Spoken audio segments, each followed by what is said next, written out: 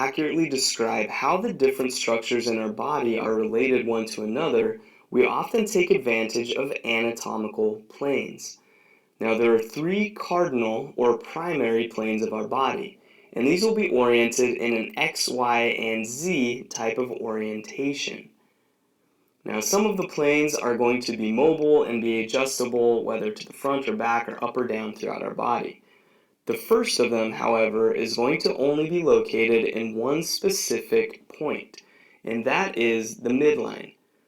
So here, if I were to divide the body into equal right and left halves, I have drawn an approximate location of the median or mid-sagittal plane.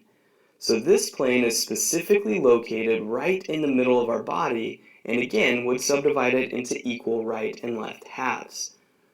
If I were to adjust that vertically oriented plane and put it in any vertical orientation away from midline, this is simply known as a sagittal plane. And what we see is this divides the body into unequal right and left components. The next type of plane would be located perpendicular to these two vertically oriented planes, and this would be known as an axial plane. Now, an axial plane is going to have multiple names, and this is also known as a transverse or a horizontal plane of our body.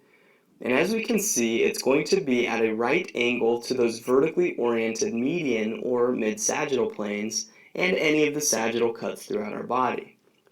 Now, an axial plane could be at any height either above or below this point, so it doesn't have a specific location, but it means that it's in this point of reference, that it's horizontally oriented.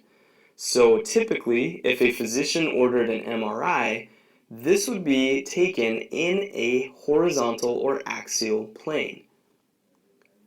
Now, the last type of plane that we're going to see will be located at right angles or perpendicular to both of these other types of cuts or slices. And this would be known as a frontal or a coronal plane. And here we have now effectively divided the body into a portion in front of or behind that vertically oriented slice. This is known as anterior or posterior to that point of reference.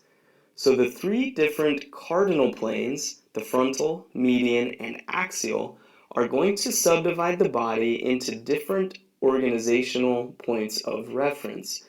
Now, this might be used diagnostically or it might be used physically, where potentially a course is focused on looking at cross-sectional slices to better understand the different relationships of the different systems in our body.